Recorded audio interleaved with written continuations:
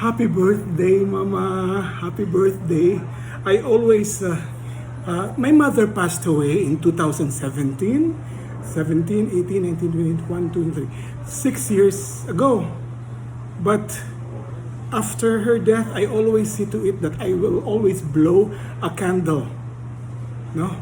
On her birthday, wherever I go, on every places I go to, kailangan ko talagang mag-blow ng candle. For you, Mama, happy birthday.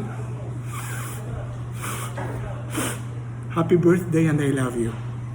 Okay.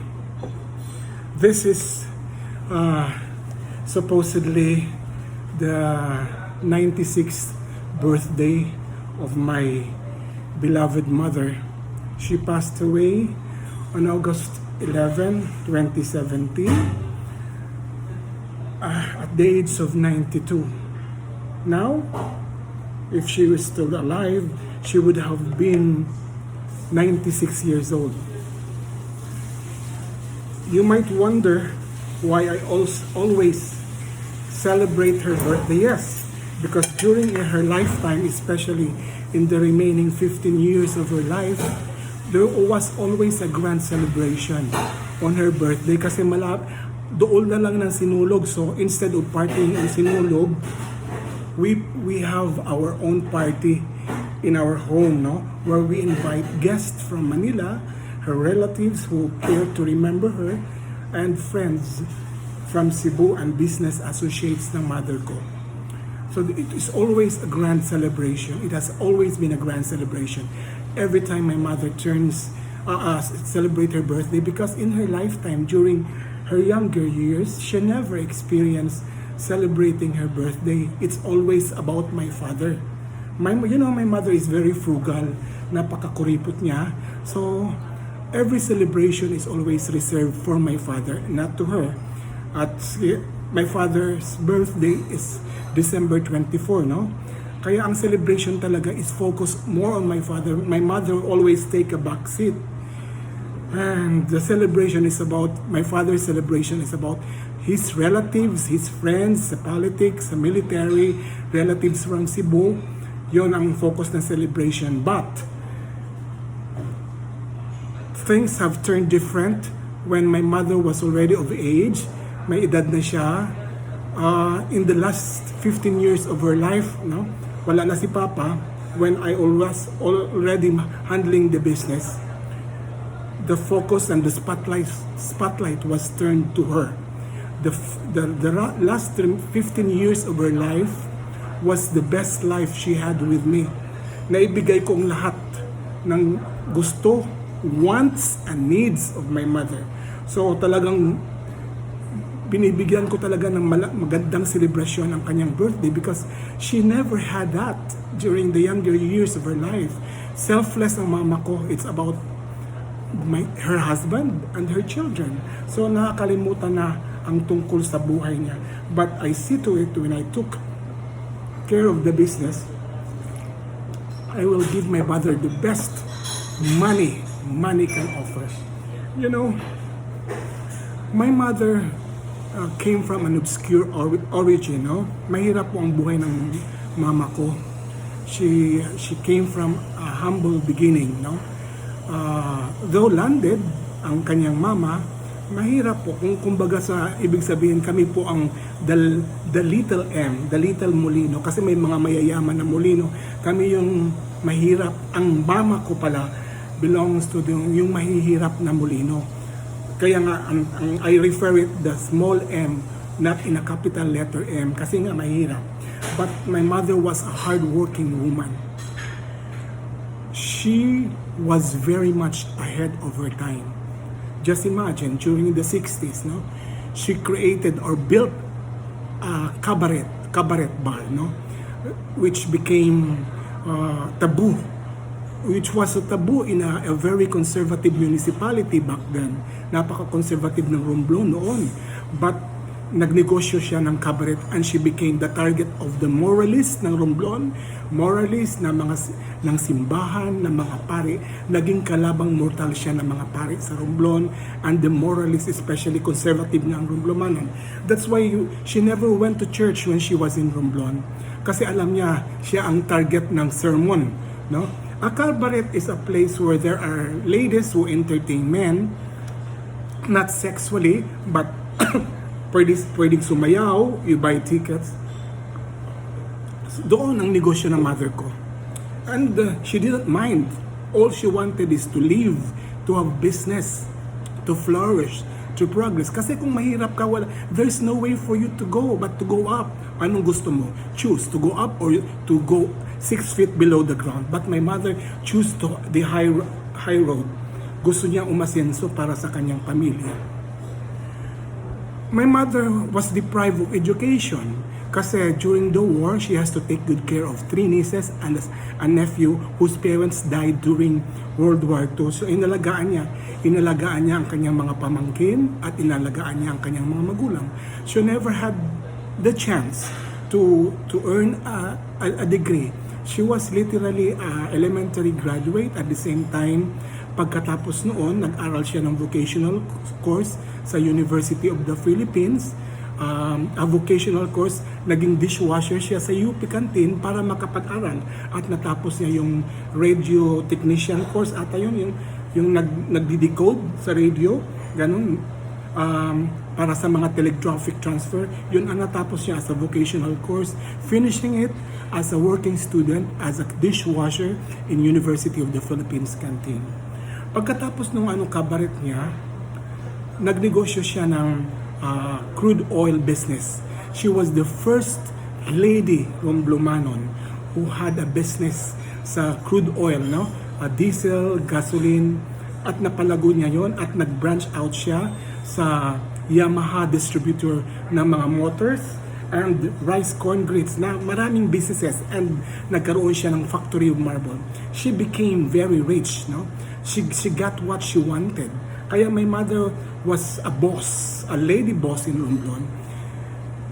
Wala siyang oras na makipaghuntahan sa mga or makipagsosyalan sa mga neighbors, cousins or what.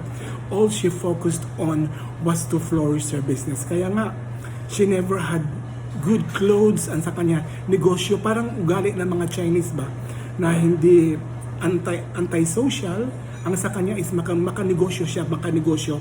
That's what she was very focused on until she decided to go to migrate to Cebu. Kasi nga wala na siyang anak sa wala na siyang anak na natira sa Romblon.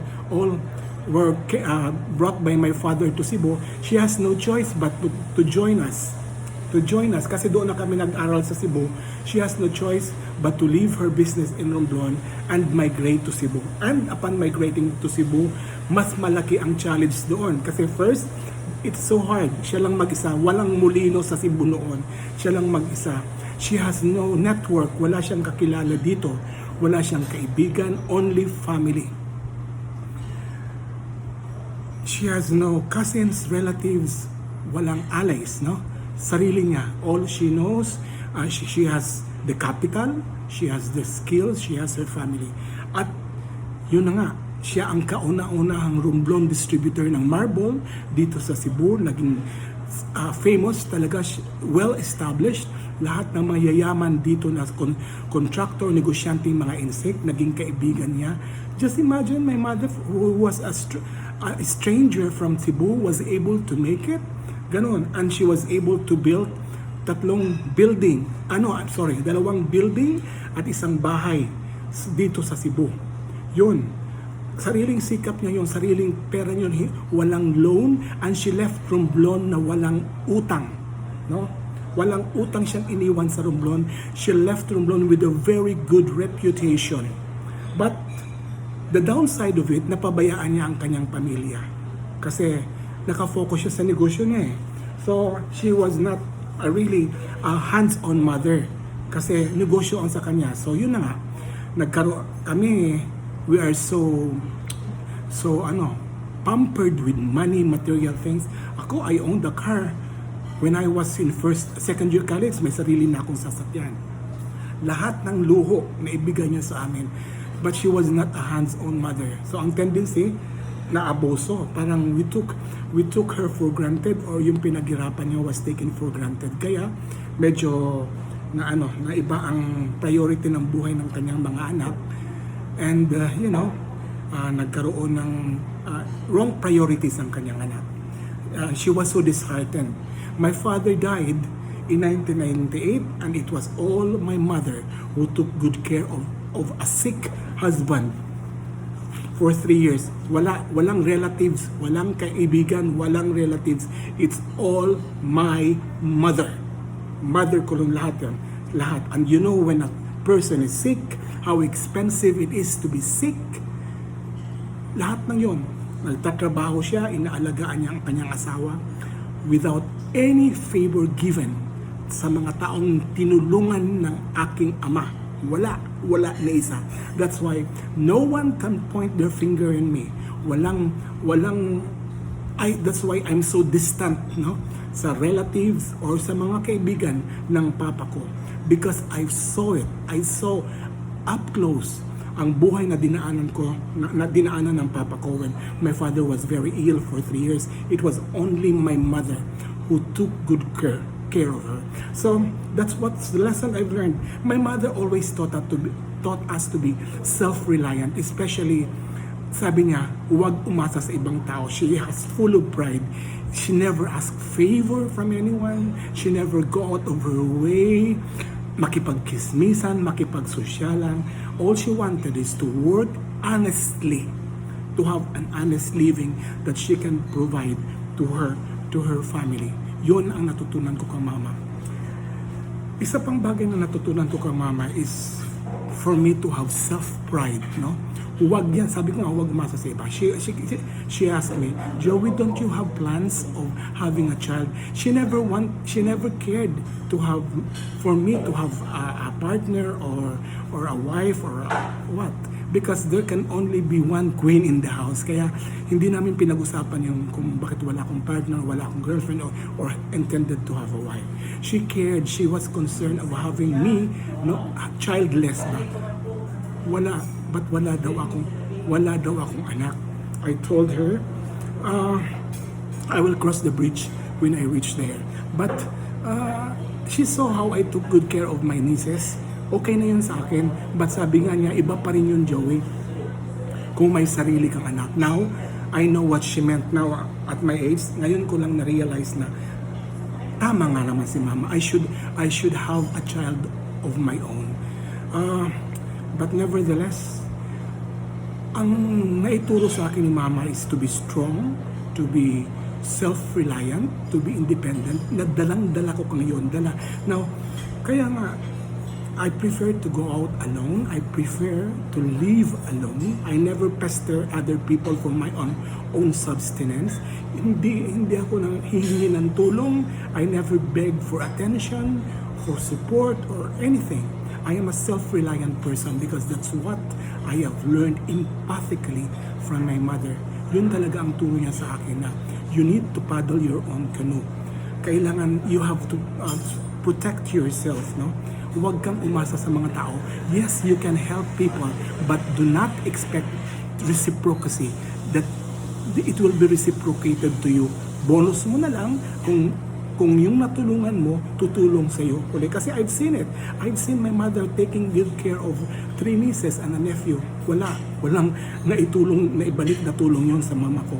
I have seen my father taking good care of his relatives. Ang dami nila. But I never saw it was reciprocated. Kaya nga ako, I always have self-preservation. No?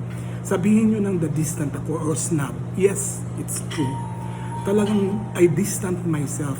Binibigyan ko talaga ng wall sapagkat naranasan ko na, nakita ko na ang nangyari sa aking mga magulang.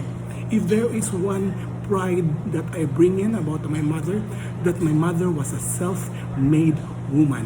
Lahat, iniwan niya ang Romblon nang walang utang, na wala siya sa Cebu, wala siyang iniwang utang sa amin, namatay siya, na malinis ang kanyang business record.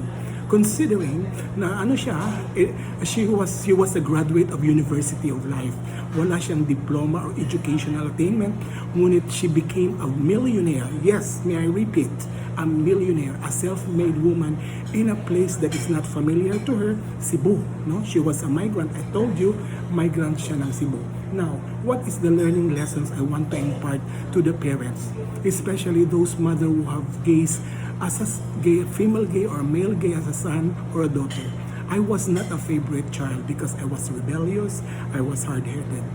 You cannot judge your children by their gender or effeminate or yung kanang boys ba sila, because a day will come, yung mga batang yun will give you the unconditional love of a child to the parents. Kaya dapat talaga ang support nagsisimula talaga sa bahay. Ang support ng magulang, that is very important, especially sa mga may mga gender issues. Dapat ang suporta, ang pagmamahal ay nagsisimula talaga sa pamilya at sa magulang. And teach the children to be self-reliant, to be independent, huwag umasa sa ibang tao.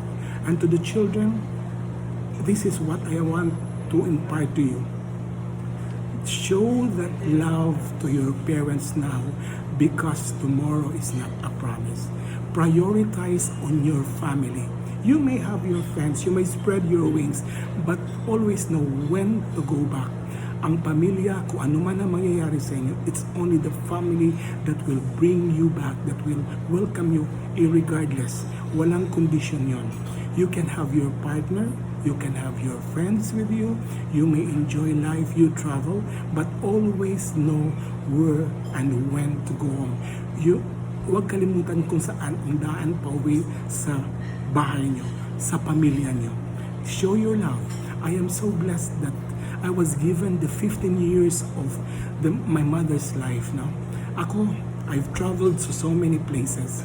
I've spent a lot of time in different places and countries on different people. But at least, kumbaga, I had a chance to reckon, no? Na realize, self-realization ko, God gave me the way, paved me the way para matuto akong umuwi, at umuwi nga ako sa bahay, umuwi ako sa pamilya ko. And I was given the 15 best years of my life, taking good care of my mother, because that is my passport to heaven. When the day comes, kasi everything here is temporal, no? We will all die. Pag ako pumunta, pag mamamatay na ako, and San Pedro would ask me, what have you done that you deserve a kingdom in heaven? I would always say that I took good care of my mother. I took good care with all of my heart. I took good care of my 3 nieces. That I have showed love and compassion. That I have respected and honored my parents. That is a commandment na walang condition. That is a commandment which has a promise from God. That if you will honor your parents, there always a reserved place for you in heaven. Mama, happy birthday to you, and always remember, I will never move on. And maybe I can move forward. I still love to cry. I still love to feel the pain. Kasi pag nararamdaman ko, pag nalulungkot ako sa iyo, if I feel the pain, if I cry, meaning to say that you're always here in my heart, no? Always in my heart. And ayoko mawala yun, no? Even physically you are no longer with me, but I know you always communicate with me in rainbows, mga signs, messages, symbols, especially early morning, no? That's the time where we usually are together in early morning run. On our travels, we always travel a lot together. Sa mga travel ko, hindi ka nawawala sa isip ko, sa puso ko. That's why I can never move on. I only move forward. Moving forward with your legacy spread all over. Now, I am using the social media astutely, very astutely, so that people will remember you through me. Ayoko makalimutan ka ng mga anak mo, ng mga pamangkin mo, ng mga apo mo. Ayokong makalimutan ka, sapagkat what am I now? What we are now, it's because of you. I am nothing without you. I love you, Mama, and happy birthday. Celebrate in heaven, Ma, because your grandchildren have flourished and became so decent, responsible, independent, empowered just like you. And you have also your great grandsons who are showing so much promise as a responsible citizen of this country. I love you, Mama. Hug me, have me for Papa and Bongbong. And again, happy birthday, and I love you very much.